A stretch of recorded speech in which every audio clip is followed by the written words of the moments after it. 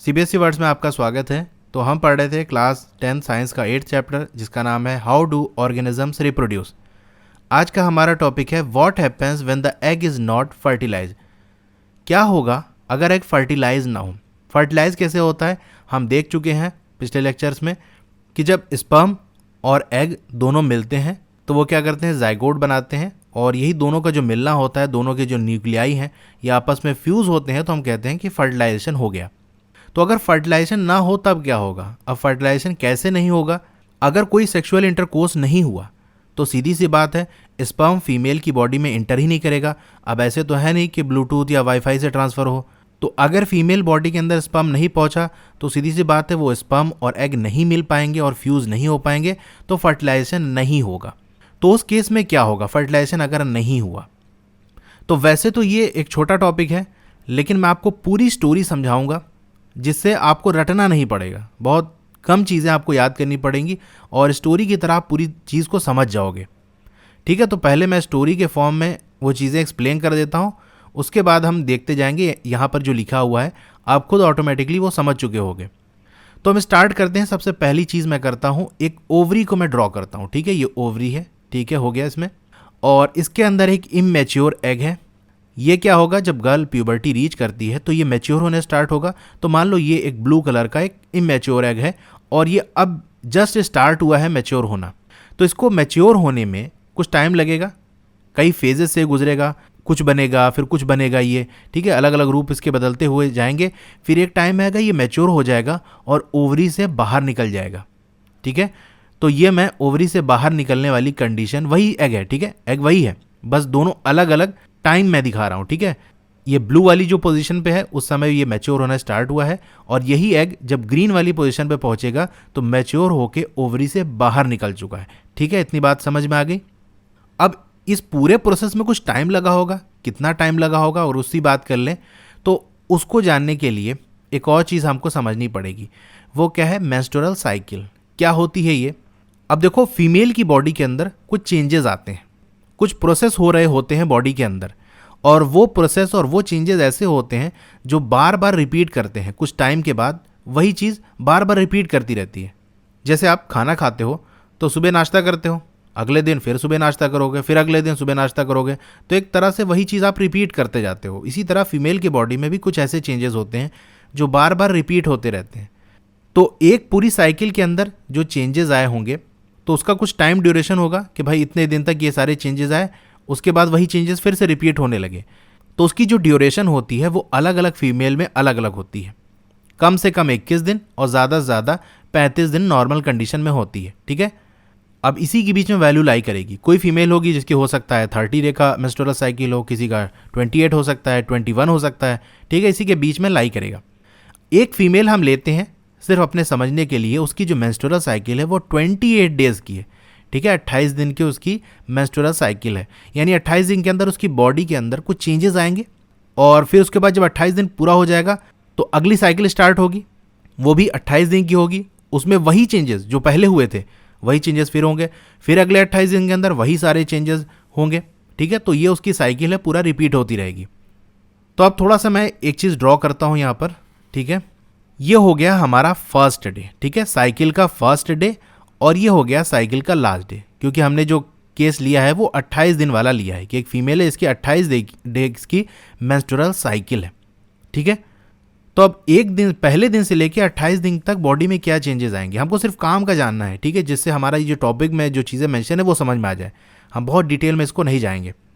तो पहले दिन क्या होगा, एग ओवरी के अंदर मैच्योर होने स्टार्ट होगा। तो जो ब्लू कलर वाली पोजीशन है ये क्या है, पहले दिन इसकी हालत ये होगी कि वो मैच्योर होना स्टार्ट होगा। तो अब क्वेश्चन आएगा कि ये मैच्योर होके बाहर कब निकलेगा, कौन से दिन, कितना दिन लगेगा इसको, और कौन सा वाला दिन होगा जब ये मैच्योर होकर बाहर निकलेगा।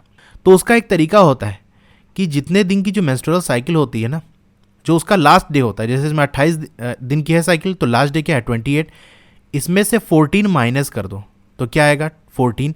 तो 14वें दिन ये एग मैच्योर होकर बाहर निकलेगा। ठीक है, तो ये 14th डे होगा। ये ग्रीन वाली पोजीशन क्या है 14th डे, यानी इसको 14 दिन लगेगा इस पूरे फेज से गुजरते हुए मैच्योर होकर बाहर निकलने में।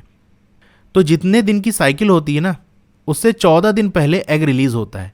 जैसे अगर मैं बात करूँ 34 डे के किसी फीमेल की साइकिल है, मेंस्ट्रुअल साइकिल, तो उसमें से 14 में माइनस कर दूंगा तो आ जाएगा 20। यानी इस फीमेल की जिसकी मेंस्ट्रुअल साइकिल 34 डेज की है, उसका जो एग रिलीज होगा ओवरी से मैच्योर होने के बाद वो 20वें दिन होगा। यानी अगर मैच्योर होने वाला दिन फर्स्ट डे है तो 20वें दिन ये मैच्योर होकर बाहर निकलेगा। ठीक है, इतनी बात आई थिंक क्लियर हो गई होगी। अब एक और चीज़ हम समझते हैं, पता कैसे चलेगा भाई मेंस्ट्रुअल जो साइकिल है वो स्टार्ट हो गई है, कोई निशानी हो गया। अब यहाँ तो एग तो कोई देख नहीं रहा है कि एग रिलीज हो गया है। तो होता क्या है, जब फीमेल के अंदर ब्लीडिंग स्टार्ट होती है, ठीक है, जो गर्ल्स हैं वो तो समझ रही होंगी क्या बात हो रही है, बॉयज़ के लिए मैं और थोड़ा क्लियर कर देता हूँ कि जब मेंस्ट्रुअल साइकिल स्टार्ट होती है तो ब्लीडिंग स्टार्ट होती है। पहले दिन से क्या होता है, ब्लीडिंग स्टार्ट हो जाती है, और वो ब्लीडिंग यानी जो खून निकलता होता है वो वेजाइना से बाहर निकल आता है बॉडी के। अब ब्लीडिंग कितने दिन होती है ये भी अलग अलग फीमेल का अलग अलग होता है। ऑन एन एवरेज 2 दिन से लेके 8 दिन तक ये ब्लीडिंग होती है। ठीक है, तो हम मान लेते हैं ये फीमेल है और इसकी 8 दिन तक ये ब्लीडिंग हो रही। ठीक है, थोड़ा और आगे बना देता हूँ ये, तो ये 8वां दिन है। ठीक है, तो 2 दिन से 8 दिन तक के इसी बीच में ये ब्लीडिंग होती है। इसी ब्लीडिंग वाले टाइम को हम क्या कहते हैं, मेंस्ट्रुएशन, या इसका दूसरा नाम क्या होता है, पीरियड्स। ठीक है, तो गर्ल्स के अंदर जो पीरियड्स आते हैं वो क्या होते हैं, जो ड्यूरेशन जितने दिन जो है ब्लड निकलता होता है उसी को हम कहते हैं कि ये पीरियड्स हैं। तो आप समझ गए, 2 दिन से लेकर 8 दिन तक का ये पीरियड होता है, किसी का कम किसी का ज़्यादा होता है, ऑन एन एवरेज इसी के बीच में लाई करता है। ठीक है, इतने दिन तक ब्लड वजाइना से निकल रहा होता है। क्यों निकलता है इसको हम बाद में देखेंगे। अब एक और चीज़ कहानी आप समझो। अब ये ओवरी से एग निकला, एग निकल कर कहाँ जाएगा, फैलोपियन ट्यूब या जिसे ओविडक्ट कहते हैं वहाँ से निकल कर ये यूटेरस में जाएगा। ठीक है, तो ये हम इसको ड्रॉ कर लेते हैं, एक रफ सा डायग्राम बनाते हैं। ठीक है, बहुत ज़्यादा यहाँ चीज़ें मेंशन नहीं करनी क्योंकि मैं डायग्राम बना के हर चीज़ एक्सप्लेन कर चुका हूँ। ये आपका इधर से फैलोपियन ट्यूब हो जाएगा। ठीक है, और ये अंदर यूटेरस आपकी लाइनिंग है। ठीक है, इधर साइड भी ऐसे और ऊपर भी ऐसे। तो जब एग निकलने वाला होता है ना तो एक हार्मोन यहाँ से रिलीज़ होता है और वो आकर यहाँ पर अनाउंसमेंट करता है कि देखो भाई एग रिलीज़ होने वाला है। और जब एग रिलीज़ होगा, फर्टिलाइज होगा, तो उसको ग्रो करने के लिए आप लोग भैया तैयारी कर लो। यानी ऐसे समझो, अगर स्टोरी के फॉर्म में मैं बताऊं तो अगर एग को मान लेते हैं हम ये दुल्हन है और स्पर्म क्या है, दूल्हा है। तो शादी होने वाली है और स्पर्म आएगा बारात लेके, तो क्या होगा भाई, बारात आती है तो इंतज़ाम करना पड़ेगा ना, बैंड बाजा टेंट वगैरह सब लगाना पड़ेगा। तो ये चीज़ हम पढ़ चुके हैं कि जब ये एग रिलीज़ होगा उसके पहले से ही, थोड़ा सा पहले से ही ये लाइनिंग मोटी होना शुरू हो जाएगी। ठीक है, इसके अंदर बहुत ज़्यादा ब्लड सप्लाई हो जाएगा, रिचली ब्लड सप्लाइड हो जाएगी। क्यों, क्योंकि ये अपने आप को प्रिपेयर करना शुरू कर देता है, जो यूट्रस है, कि यहाँ से जब एम्ब्रियो आएगा तो यहाँ पर आकर इम्प्लांट होगा और यहीं ग्रो होगा। लेकिन अगर फर्टिलाइजेशन हो ही ना, फर्टिलाइजेशन क्यों नहीं होगा, अगर कोई सेक्सुअल इंटरकोर्स नहीं हुआ तो स्पर्म इंटर नहीं करेगा बॉडी के, और स्पर्म इंटर नहीं करेगा, सीधी सी बात है फर्टिलाइजेशन नहीं होगा। तो फर्टिलाइजेशन जब नहीं होगा तो यहाँ पर जो लाइनिंग है वो कुछ दिन वेट करेंगी और देखेंगे यार एग का कुछ अता ही पता नहीं है। अब दूल्हा नहीं पहुँचेगा तो दुल्हन क्या करेगी, तैयार होकर कुछ टाइम तक वेट करेगी ना। तो 1 दिन तक ये जो एग होता है ये वेट करता है स्पर्म का। अगर 1 दिन में नहीं आया स्पर्म तो ये इसकी डेथ हो जाती है। तो जब एग यहाँ से इस यूट्रस के अंदर नहीं पहुँचेगा, और पहुँचेगा तभी जब फर्टिलाइज हो चुका होगा, वरना तो वहीं डेथ हो जाएगी। तो ये क्या करेगा, जो ये लाइनिंग मोटी हो गई थी जिसके अंदर ब्लड वगैरह अच्छे सप्लाई हो गया था, अब इसका कुछ काम है नहीं, तो क्या हो जाएगा, ये लाइनिंग ब्रेक हो जाएगी। और ब्रेक होगी तो इसके अंदर जो ब्लड वगैरह है ये भी क्या होंगे, निकलेंगे। तो यहाँ से यूट्रस से होते हुए, वेजाइना से होते हुए क्या चीज़ बाहर निकलेगा, एक तो आपका ब्लड निकलेगा, दूसरा एक चिपचिपी सी चीज़ जिसे हम म्यूकस कहते हैं वो भी बाहर निकलेगा। तो ये दोनों चीज़ें क्या होंगी, ये जो लाइनिंग है ये ब्रेक होगी और ब्लड वगैरह निकल जाएगा वेजाइना से। क्यों निकला मैंने बता दिया, एग नहीं पहुंचा तो एग के लिए ही सारी प्रिपरेशन हो रही थी। तो जब एग नहीं पहुंचा तो ये सारी चीज़ें क्या हो जाएंगी, ब्रेक डाउन हो जाएंगी, जो लाइनिंग है वो ब्रेक होकर और ब्लड वगैरह सब बाहर निकल जाएगा। तो ब्लड कब निकलेगा भाई, 14th डे तो एग बाहर निकला था ओवरी से, तो जो यूट्रस है वो कुछ दिन वेट करेगा, और वेट करने के बाद जब उसको लगेगा कि भैया अब एग का कुछ अता पता नहीं है, लगता है फर्टिलाइजेशन नहीं हुआ, तो धीरे धीरे क्या होगा, यहाँ ब्रेकडाउन स्टार्ट होगा और ये 28 दिन तक इसी तरह रहेगा। और 28 दिन के जैसे ही 29th डे होगा, 29th डे का मतलब अब अगली साइकिल स्टार्ट हो जाएगी, वही चीज़ रिपीट होगा।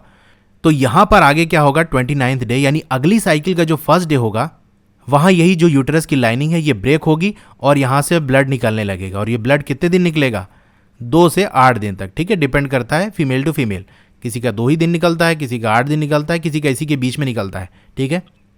तो ये जो स्टार्टिंग में मैंने दिखाया था ना, ये वाला जो ब्लड निकल रहा है, ये पिछली वाली साइकिल का था। पिछली वाली साइकिल में क्या हुआ था, उसी तरह से एग रिलीज हुआ और उसके बाद वेट हुआ, नहीं हुआ। तो ये जो पहला दिन स्टार्ट हुआ तो यहाँ से ब्लीडिंग स्टार्ट हो गई। तो यही चीज़ रिपीट होती रहेगी। हर 28 दिन के बाद क्या होगा, जैसे ही 29th डे आएगा वो ब्लीडिंग स्टार्ट हो जाएगी। तो ब्लीडिंग टू ब्लीडिंग टाइम देखा जाता है, ठीक है। पहले जो ब्लीडिंग हुई किस दिन हुई उसको फर्स्ट डे मान लेंगे और उसके बाद ये 2 से 8 दिन तक रहेगा, फिर ब्लीडिंग नहीं होगी। फिर उसके बाद 1 महीने के बाद जब भी दोबारा जब ब्लीडिंग होगी तो देख लेंगे और उसके बीच का जो गैप है उससे हमको समझ में आ जाएगा कितने दिन की ये मेंस्ट्रुअल साइकिल है, ठीक है। तो जैसे ये हम देख रहे थे 28 डेज की, तो ये कहानी आप समझ गए कि ब्लीडिंग क्यों होती है, क्या होता है, ये सारी चीज़ें। अब चलिए यहाँ पर जो लिखा है उसको हम जल्दी से पढ़ लेते हैं, अब सारी चीज़ आपको समझ में आ जाएगी। तो अगर एग फर्टिलाइज नहीं होगा तो ये क्या करता है, इट लिव्स अबाउट 1 डे, 1 दिन तक ये एग रहता है। भाई दूल्हे का इंतज़ार करता है, यानी एग इंतज़ार करता है, वेट करता है स्पर्म का। 1 दिन नहीं है तो बस हो गई शादी कैंसिल। अब जो ओवरी है वो हर महीने एग रिलीज करती है। महीने से मतलब ये मेंस्ट्रुअल साइकिल ही है। ऑन एन एवरेज 28 या 30 दिन का होता है ना, इसीलिए मंथ यहाँ लिखा हुआ है। तो हर महीने एक एग रिलीज होगा, ठीक है, प्रिपेयर होगा, उसको टाइम लगेगा। तो यूटेरस क्या करता है, अपने आप को प्रिपेयर करता है हर महीने ताकि जो फर्टिलाइज एग है उसको रिसीव कर सके। और प्रिपरेशन कैसी होती है कि उसकी जो लाइनिंग है यूटेरस की वो मोटी हो जाती है और स्पंजी हो जाती है। यानी जैसे स्पंज होता है ना, गद्दा वगैरह, उसको दबाओ तो थोड़ा गुलगुल टाइप का रहता है, तो उस तरीके से उसकी लाइनिंग हो जाती है क्योंकि अंदर उसके पूरा ब्लड भरा होता है। और ऐसा क्यों होता है, लाइनिंग मोटी क्यों हो जाती है, स्पंजी क्यों हो जाती है, क्योंकि न्यूट्रिशन की रिक्वायरमेंट होती है एम्ब्रियो को। वहाँ से आएगा जो एग फर्टिलाइज होके, तो चलते चलते वो कई सेल में डिवाइड हो जाएगा, एम्ब्रियो बन जाएगा। तो वो एम्ब्रियो आके इम्प्लांट होगा, तो उसको पालने के लिए, नरिशिंग करने का मतलब होता है उसको पालना, उसको बड़ा करना, उसके लिए ये सारी ज़रूरत होती है, इसीलिए मोटी होती है। तो नरिशमेंट की ज़रूरत पड़ती है एम्ब्रियो को अगर फर्टिलाइजेशन हुआ हो। सीधी सी बात है, फर्टिलाइजेशन होगा तभी तो एम्ब्रियो बनेगा। अब क्या है, फर्टिलाइजेशन नहीं हुआ, स्पर्म नहीं पहुंचा, तो इन जो लाइनिंग जो मोटी हो चुकी है, स्पंजी हो चुकी है, इसकी ज़रूरत नहीं है। तो वो लाइनिंग धीरे धीरे क्या करती है, वो ब्रेक होना शुरू हो जाती है और बाहर निकल आती है। किससे, वेजाइना से, ब्लड और म्यूकस के फॉर्म में, ठीक है। ब्लड और म्यूकस के फॉर्म में ये जो लाइनिंग है, यूट्रस की जो लाइनिंग है, वो ब्रेक होकर निकलने लगती है। और यही जो साइकिल है वो हर महीने होती है। जैसे कि मैं बता चुका हूँ, 2 से 8 दिन तक ये पूरा टाइम चलता है। इसी को हम मेंस्ट्रुएशन कहते हैं। यानी हर साइकिल में हर महीने क्या होता है, कुछ दिन के लिए वेजाइना से, फीमेल की वेजाइना से ब्लड निकलता है। तो ये बार बार होता है, हर महीने ऐसा होता है। तो इसी जो साइकिल होती है इसे हम मेंस्ट्रुएशन कहते हैं। और ये करीब 2 से 8 दिन तक रहती है। 2 से 8 दिन तक ये ब्लड निकलता है। तो आप समझ गए, ये जो पूरा 1 से 28 दिन तक था वो मेंस्ट्रुअल साइकिल थी। और अगर मेंस्ट्रुएशन की बात की जाए तो जितने टाइम तक ब्लड निकलता है उसी को हम कहते हैं कि मेंस्ट्रुएशन है। उसको हम पीरियड्स भी कहते हैं। पीरियड्स चल रहा है, इसका मतलब ब्लड निकल रहा है, ब्लड निकलने वाली ड्यूरेशन चल रही है और ये 2 से 8 दिन तक रहती है। तो याद आपको सिर्फ यही रखना है जो यहाँ पर आपको एनसीईआरटी में लिखा हुआ है, यहाँ से लेके यहाँ तक, ठीक है। लेकिन मैंने पूरी स्टोरी आपको समझा दी जिससे आपको रटना कम पड़े, ठीक है। और स्टोरी के फॉर्म में बता दिया, जिससे क्या होगा, जब आप दोबारा रिवाइज करोगे तो वो चीज़ें जो मैं बताया हूँ ना आपके माइंड में रिपीट करेगी और एग्जाम में भी आपको ये सारी चीज़ें याद आएंगी। इसीलिए मैंने पूरा उसको पहले अलग से एक्सप्लेन कर दिया। और देख सकते हो आप जो भी चीज़ें लिखी है वो आपको बिल्कुल क्लियर हो चुकी होंगी। ओके, तो यहाँ आकर हमारा ये टॉपिक कंप्लीट हो जाता है। और वीडियो को आप लाइक और शेयर ज़रूर कर देना।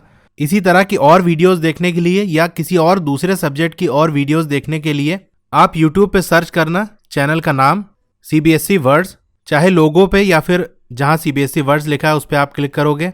फिर आपको होम वीडियो प्लेलिस्ट दिख रहा होगा, आपको प्लेलिस्ट पे क्लिक करना है, नीचे स्क्रॉल डाउन करना है तो आप देखोगे ये CBSE क्लास 10 वाला सेक्शन आ गया और 3 प्लेलिस्ट में दिख रही है। नीचे एक डाउन एरो होगी, उस पर आप क्लिक करोगे तो सारी CBSE क्लास 10 की प्लेलिस्ट आपको दिख जाएगी।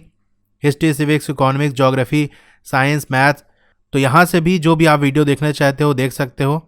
और दूसरा तरीका ये है कि आप वीडियो के नीचे राइट साइड कॉर्नर में एक एरो दी होगी, उस पर क्लिक करोगे तो डिस्क्रिप्शन ओपन हो जाएगा। डिस्क्रिप्शन में सारे प्लेलिस्ट के लिंक दिए हुए हैं, तो वहाँ से भी आप प्लेलिस्ट देख सकते हो।